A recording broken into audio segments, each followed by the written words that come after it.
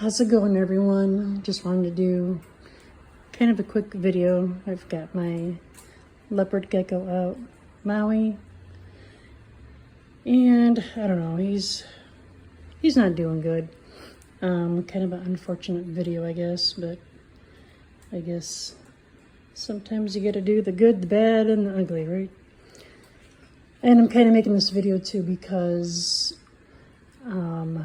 I myself have not found any videos on here that have to do with leopard geckos getting gout. There's all kinds of them with bearded dragons having gout or MBD. And leopard geckos, of course, but I haven't found even one about a leopard gecko having gout. And that's what's going on with Mr. Maui. He was doing really good. He was fantastic. He was healthy. And just a few weeks ago, I kind of saw the signs and the symptoms. And of course, the MBD and the gout can kind of be confused with each other sometimes. And yesterday was his third checkup at the vet. So I have been taking him to the vet. I mean, he's still alert. He quit eating, his regular food, like the worms and crickets, stuff like that. So they gave me this critical care powder food. Has all the vitamins and nutrients in it, protein.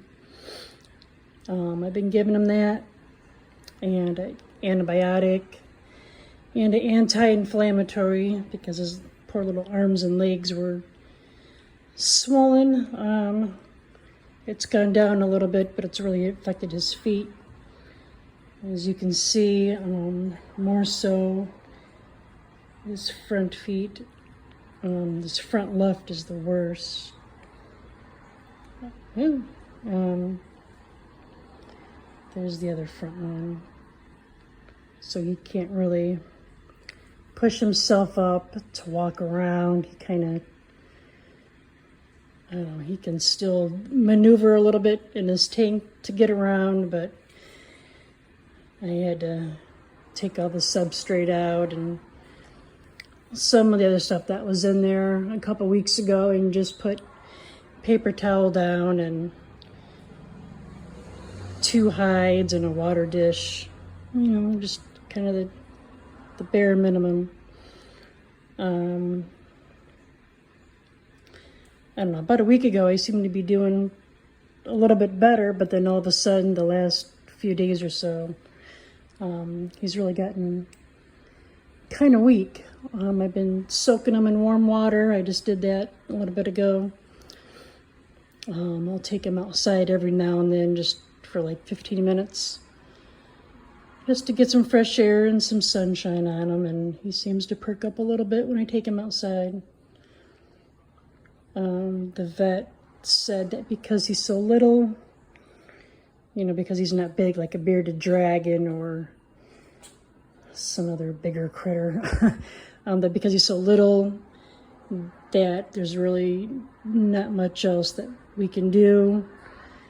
It would just be too risky to try to do surgery to go in on his little tiny joints and remove the gout crystals that have formed and showed up under his skin.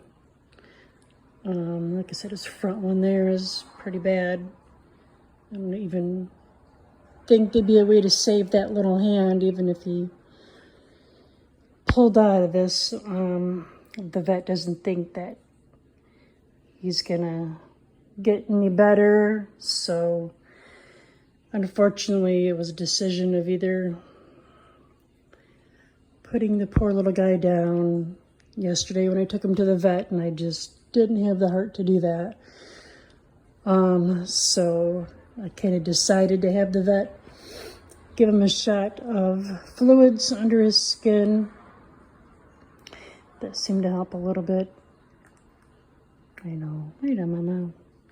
Hi there, Maui. He's like, can I go back in my house now? So the vet gave him a shot of fluids under his skin, And I'm going to continue doing the anti-inflammatory and the critical care food. And the vet finally put in an order for that allopurinol, I believe it's pronounced. It's a gout medication. I wish that the gout diagnosis would have been done a few weeks ago when I first took him to the vet, because maybe he would be doing better as opposed to getting worse. I don't know. It's, 50-50, heads or tails. So I'm just kind of trying to keep the medicine in him, keep the food going, soaking him in warm water, saying prayers for him every night, and keep trying to nurse this little fella. I've had him for about a year, maybe a little over a year. I got him at Repticon, and oddly enough, he's a, can't remember if it was a giant gecko or a super giant. However, he's not looking too giant at the moment. I think when I got him, he was somewhere between 110 and 120 grams. He got weighed yesterday at the vet, and he was 90. So I've been keeping extra water in him. I don't think he can get to his water dish, drink water, so I got to give him water in a syringe. I do that a couple times a day, and then I also give him extra water in between doing his food and his medicine. So it's kind of unfortunate. I'm super sad because I've already lost two critters. One baby white throat monitor. She was about 4 months old. I only had her for a few months. She passed away back the beginning of July, and then we had another juvenile white throat monitor. His name was Taz. We only had him for a short time, and I don't know what exactly happened to him.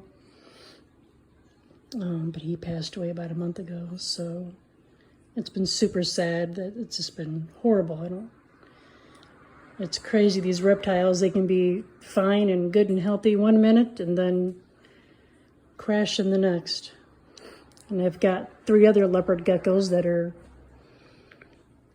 super healthy. They, everything's normal with them and they have no issues. So it's just kind of weird that this one's going downhill. And how he got the gout is beyond me, because all 4 of my leopard gecko enclosures, they're all the same, and everybody eats the same food, obviously. And so I don't know, maybe it's just the morph that he is, which I'm not even sure. The breeders at Repticon couldn't even tell me. I don't know. So I just keep hoping and praying and feeding him and giving him his medicine, and I'm hoping that he'll pull through. I'm going to take him back to the vet in a week for another checkup. So I'm going to put him back in his tank, and hopefully, I don't know, hopefully he gets better. Oh, my Savannah monitor, Joanna, evidently decided to bail out of her enclosure. What's up, Joanna? What's up, Joanna? She's a character. She just kind of bails out of here when she wants. So this is Maui's current setup. Just got the paper towel, couple hides, warm rock for him to lay on, water dish, his UVB light, deep heat projector. So that's it. I guess I will give everybody an update soon. So that's Mr. Maui. Mr. Maui. He's not feeling too good. All right. Well, I guess we're gonna go for now, everybody. See you on the next one.